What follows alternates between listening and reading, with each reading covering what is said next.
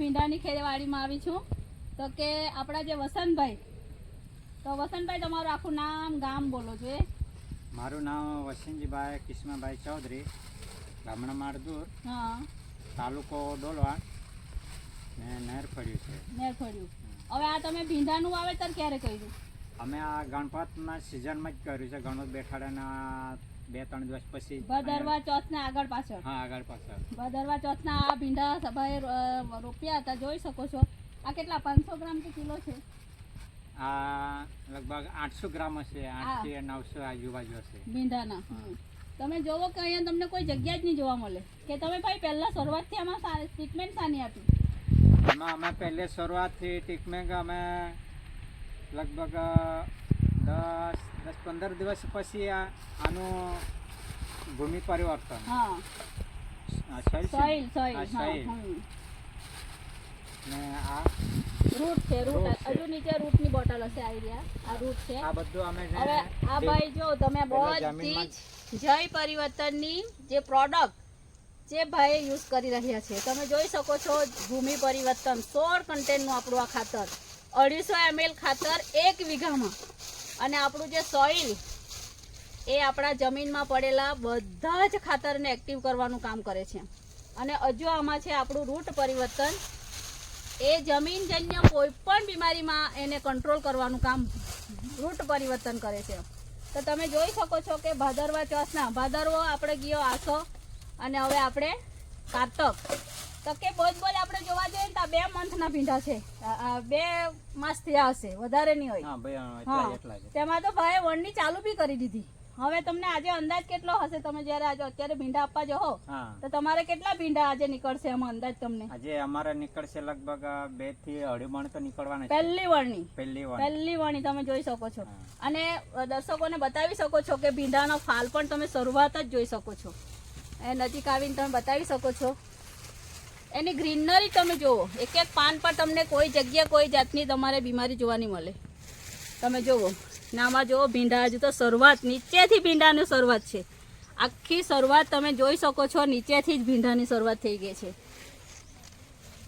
હું તો કેમ કે અમારા જે વસંતભાઈ જે આ બાજુ આજે તાપી જિલ્લામાં જે આ ખેડૂત પોતે જે એકદમ સફળ ખેતી કરી રહ્યા છે, કે એમને પોતાને એટલું બધું જ્ઞાન છે કે ક્યારે કઈ પાકની વાવણી કરવી એ બધું જ આપણા વસંતભાઈ પરથી તમે માહિતી મેળવી શકો છો.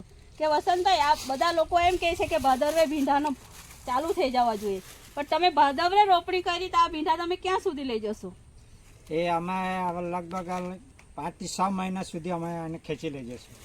વિચાર કરી શકો. અમે આનો પરિવર્તન સોઇલ એ બધું એને આપીને જ અમે લાંબાવીશું. હવે તમે આમાં બીજો સ્પ્રે કેટલી વાર કર્યા તમે એના ઉપર? આના પર અમે હજુ એક જ સ્પ્રે કરેલો છે. તમે જો આ ભાઈ જે આપણું સ્પ્રે કર્યું, જેવું મેં કહેવામાં આવતી તે રીતનું ટ્રીટમેન્ટ એ લોકો કરતા, અને આજે ટ્રીટમેન્ટથી આજે એ લોકો એકદમ સફળ છે. તો તમે જોઈ શકો છો કે આપની ખેતી કેટલી સફળ લાગે એમ. બીજી બોટલ આપણી મહેનત કહેવાય ને. આ તમે જોઈ શકો છો અમારા પર જે ક્રોપ પરિવર્તન, ફંગી વરિયર, બ્લૂમ ફાસ્ટ, પેસ્ટ ઓર્ગો, જે 5 જાતની આપણી પ્રોડક્ટ છે એનો છંટકાવ કરવાથી આજે ભાઈ ખુશ છે. તમે ખુશ છો ને? આજે તો હું ખુશ છું. તમે તો પહેલા પણ ભીંડા કર્યા હતા. પહેલા ઉનાળાનું કરેલું હતું. આજ ખેતરમાં હતા? બીજા ખેતરમાં.